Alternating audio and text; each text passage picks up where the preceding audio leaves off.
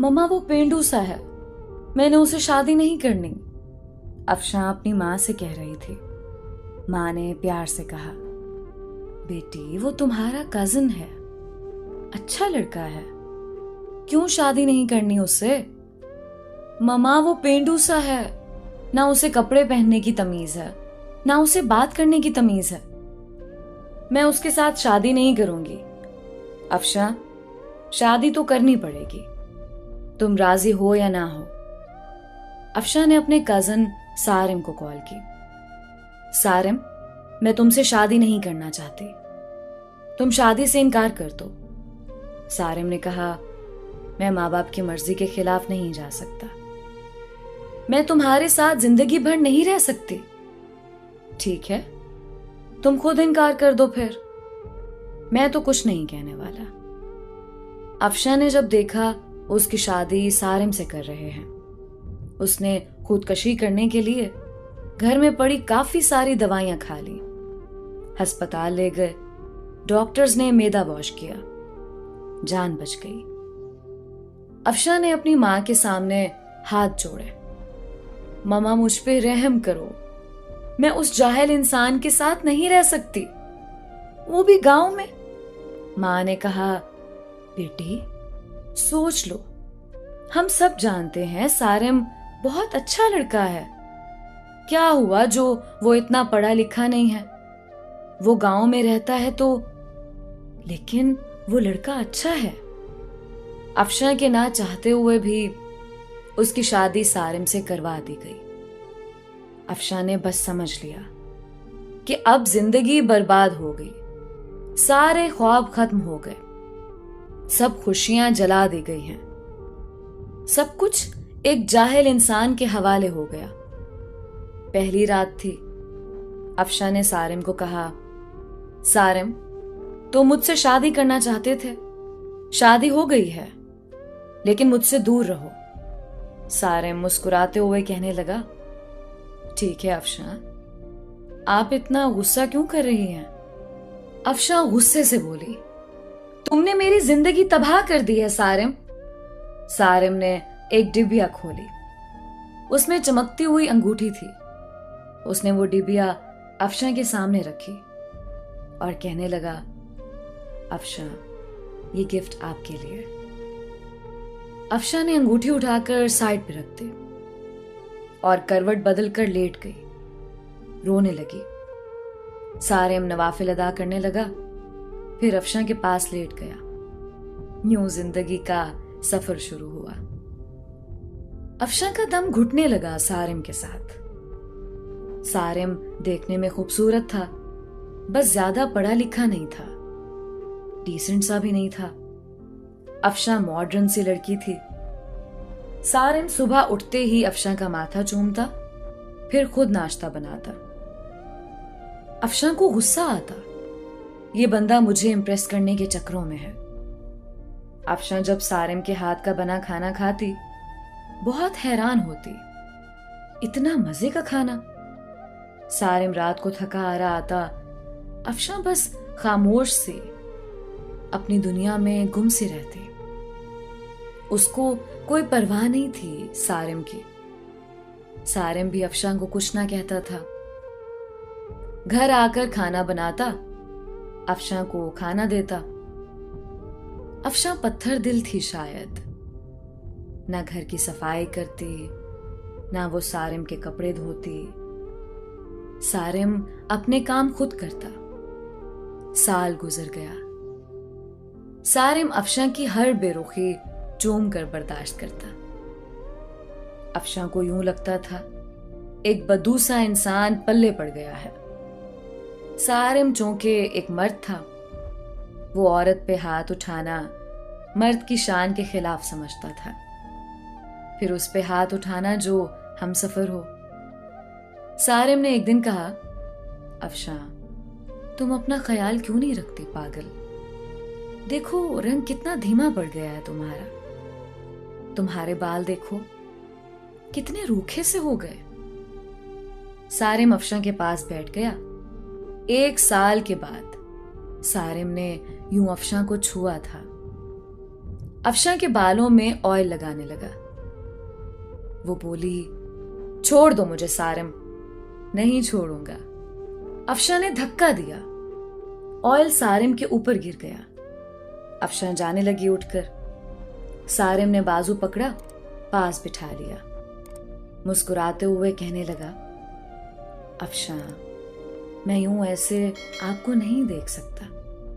मेरा बाजू छोड़ो सारिम, मुझे दर्द हो रहा है। सारिम ने पास बिठाया। अफशा के सर में ऑयल लगाना शुरू किया। सर में ऑयल लगाया, फिर चेहरे पे स्क्रब करने लगा। अफशा खामोश बैठी। सारिम ने मुस्कुराते हुए कहा, चुड़ैल जाओ, अब शावर लेकर आओ और पिंक ड्रेस पहनो। मैं तुम्हारी फेवरेट बिरयानी तैयार करता हूं। अफशा हैरान थी, इतनी बेरुखी पे भी इतना प्यार करता है सारिम। अफशा शावर लेकर आई। आज चेहरे पे अजीब सी चमक थी। अफशा ने अपनी दोस्त को कॉल की, यार सारिम ने ऐसे किया मेरे साथ। उसकी दोस्त ने कहा, सारिम अच्छा इंसान है, उसकी कदर करो। अफशा बोली, वो मुझे इम्प्रेस कर रहा है। उसकी दोस्त ने कहा, अफशा, किस्मत वालों को ऐसे मर्द, ऐसे हमसफर मिलते हैं। इतने में सारिम ने आवाज लगाई, जहां पनाह, खाना तैयार है, आ जाओ। अफशा मुस्कुराने लगी। आज बिरयानी से मजे की खुशबू आ रही थी। अफशा ने खाना शुरू किया। इतने मजे की बिरयानी थी, उसका दिल चाहा तारीफ करे सारिम की, लेकिन खामोश रही। खाना खाया, कमरे में सोने चली गई। सारिम ने बर्तन उठाए, वॉश करने लगा। बर्तन वॉश करके सारा दिन का थका हारा बेड पे पड़ा सो गया। सुबह उठा, अफशा को उठाया और बोला, अफशा मेरी जान, नाश्ता तैयार कर दिया है, कर लेना, मैं जा रहा हूं। और हाँ, आज तुम्हारे लिए गिफ्ट लेकर आऊंगा। रात को सारिम घर आया। हाथ में एक गुलाब का फूल था। अफशा गार्डन में कुर्सी पे बैठी थी। हल्की सी हवा चल रही थी। शाम का वक्त था, हल्की सी रोशनी थी। सारिम घुटने के बल बैठ गया। गुलाब का फूल अफशा को दिया। मुस्कुराते हुए कहने लगा, हैप्पी बर्थडे अफशा। अफशा चौंक कर बोली, तुमको कैसे याद है मेरा आज बर्थडे है? हम सफर हूं आपका अफशा। पेपर्स निकाले एक लिफाफे से।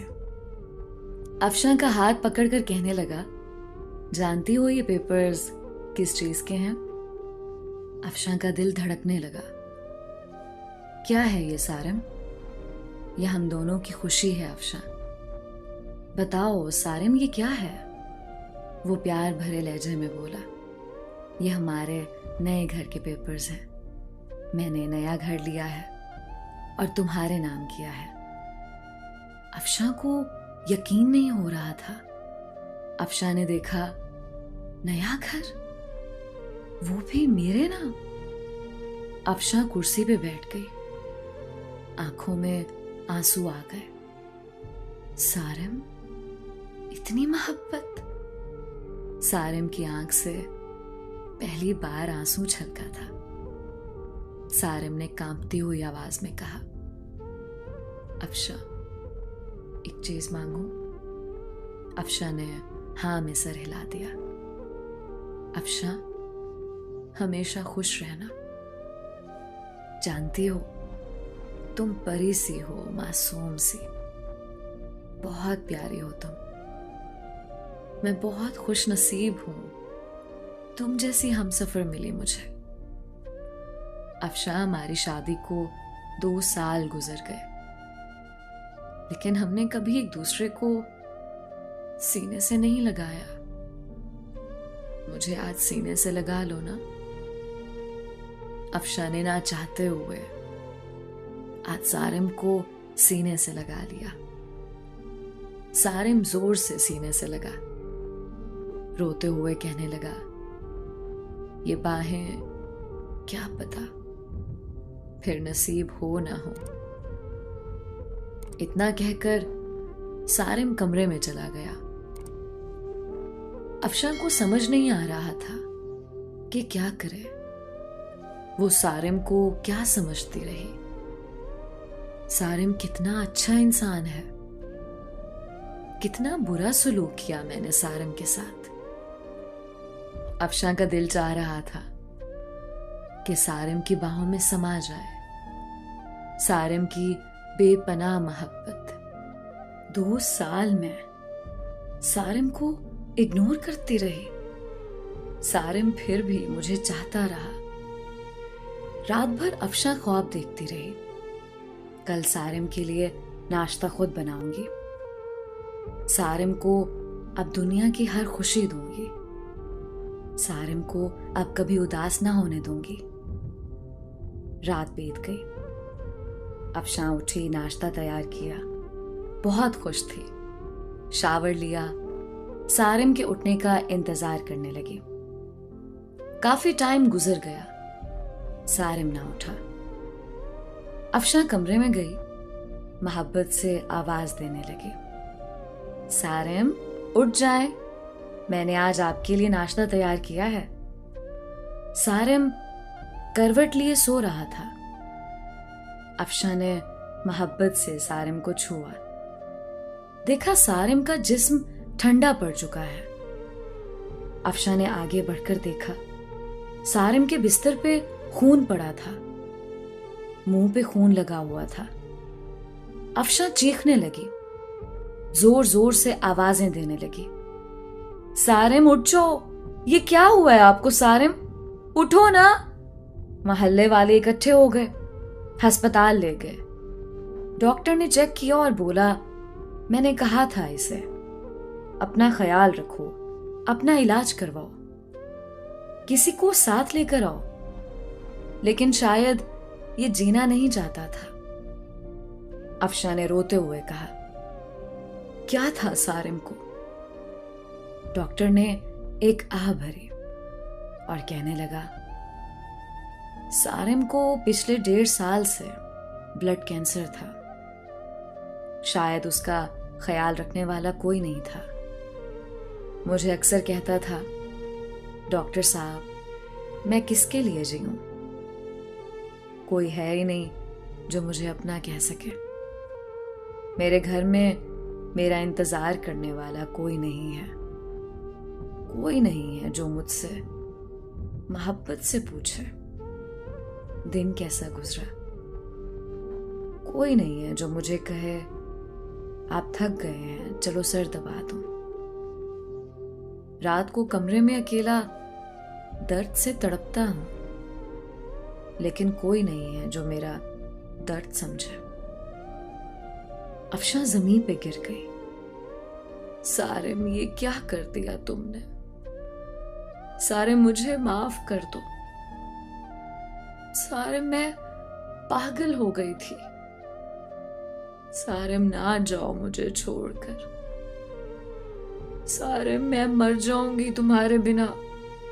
सारिम की लाश सामने पड़ी थी, जो जिंदगी में अफशान की मोहब्बत को तरसता रहा। अफशान सारिम के चेहरे को हाथों में लिए चीख चीख कर रो रही थी। लेकिन शायद अब मोहब्बत का वक्त खत्म हो चुका था। सारिम हमेशा के लिए आजाद कर गया था अफशान को। दोस्तों, किसी के जज्बात से मत खेलो। किसी को इतना ना सताओ कि वो मर जाए। अपने हमसफर को सीने से लगाकर एक दूसरे को गाली देने की बजाय एक दूसरे को चूम लो। अना में मोहब्बत के लम्हों को ना जला देना। छोटी सी जिंदगी है, ना जाने कब बिछड़ जाए, कब मौत आ घेरे। मोहब्बत बांटते रहो।